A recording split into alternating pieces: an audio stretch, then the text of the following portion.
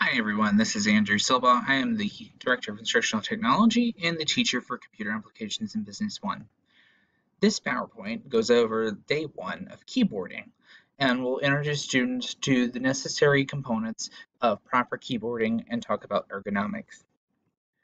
In this lesson, we'll talk about how you'll be able to use proper ergonomic techniques, which covers standard 03.01, and you'll also be able to use proper safety techniques in the lab, and this covers standard 03.02. Those standards are part of the CTE standards for the state of Florida and for computer applications in Business 1. In this unit, I'll be measuring students by the following methods. For practice assignments, students will be assigned labs K1 through K5. The K here stands for keyboarding. Labs K1 through K5 are 5 points each, which leads to a total of 25 points. Students will also have a practice A to Z typing for 10 points. In this, the students will type from A to Z without looking, and they'll have an opportunity to practice and show that they can practice this skill. Finally, students will have a practice speed building activity, which is worth 10 points. This is where I'll take a words per minute exam with them, and they'll be showing me that they're words per minute. They get 10 points just for practicing it and knowing how to use a words per minute tool. For mastery assignments, students will be graded on a mastery A to Z typing, which is worth 10 points. Students will have to type the letters from A to Z with 0 mistakes. There will be different varying points taken away for those who do not successfully master that. There will also be a 10-point quiz called Quiz K for keyboarding. This will be at the end of the unit. And then lastly, there'll be a mastery speed building activity for 10 points. The mastery speed building takes what the students did in the practice speed building and measures how much they have improved and their performance has changed.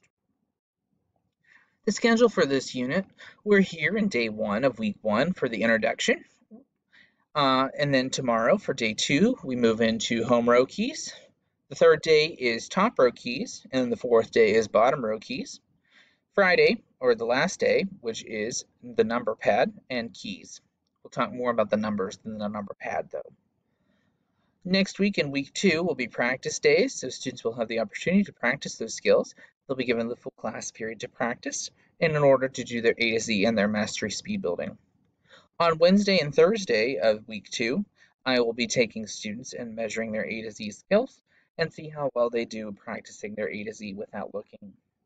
On Friday is Maker Challenge number 2. On the third week, this week of school, we have Labor Day, so there will be no classes held on that day. On Tuesday of the third week, I'll be giving students the opportunity to practice their mastery speed, as well as on Wednesday. On Thursday of the third week, we'll do the Mastery A to Z activity, where students will work with me and will be caught up one at a time to do their A to Zs without being able to look at the keys. On the last day of the unit will be the Quiz K and the Mastery Speed activity as well. So, in this unit, we'll be talking about keyboarding, and we'll start off with the very basics. About your keyboard.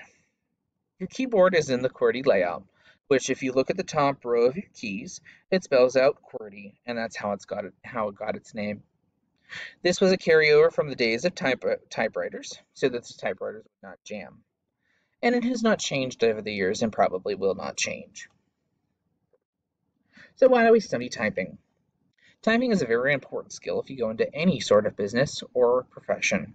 Some skills actually may require students to actually know how to type before they even receive a job. It's a very useful skill, and it's even important if you're using your cell phone. Once you build your speed, you'll know this keyboard for a long time, and as I keep telling my students, I've known this keyboard for almost 10 years now. And one of the questions I get often with typing is, what about NitroType? Because there is some concerns with it. NitroType and other online programs are a good way to learn. I do not discourage students from using NitroType, even if it's not 100% accurate. They're still being able to type, and they're still using skills necessary to develop typing skills. So I do encourage NitroType at a reasonable pace. During this unit, students may use NitroType or typing.com, typingclub.com, or anything where they may be using typing. If you're not sure about it, please ask me and I'll tell you if it's a good resource or not. But, as I said, caution should be used because not every typing website is accurate. Please use them with caution. All of the speed tests that I use come from typing.com. So before we dive in and actually start typing, we need to talk about the important skill of ergonomics. Ergonomics is the act of typing correctly and appropriately. The following are guidelines and is not an entire list, but these are some of the most important rules that students should use when using ergonomics. You should sit up straight and you should not be hunched over. Your eyes should be forward on your computer screen, and as students learn to develop, they'll gradually move from looking at the keys to looking just at the keyboard. Your hands should be on the home row keys, and we'll talk about this on the next lesson. And you should have some space between you and the computer that you're comfortable. It can be very dangerous if students do not type properly. You may develop a hunchback and makes it look like you lean over constantly.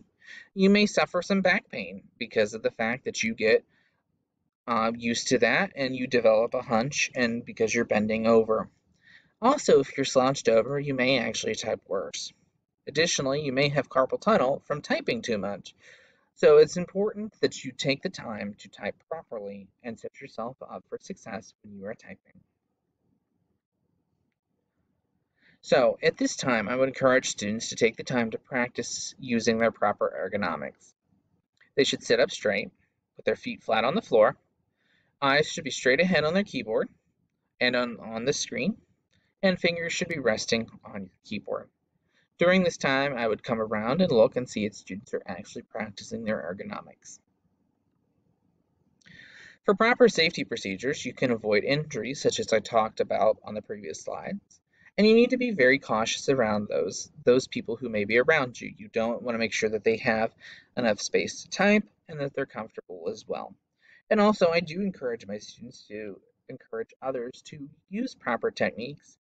We don't want to call people out directly, but at the same time, we want to remind them, hey, I noticed that you're kind of slouching over. You might type a little bit better if you would sit up more.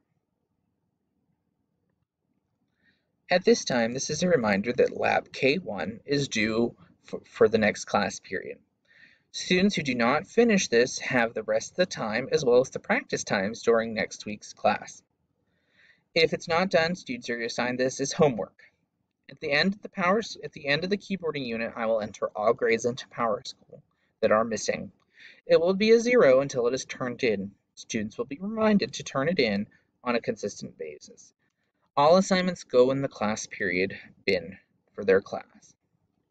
Thank you for watching this on Keyboarding Day 1. If you have any questions, please let me know. I can be reached at the school, or you can email me at any time at asilbaugh@stluciecharter.org. Thank you very much, and I hope you enjoy your typing.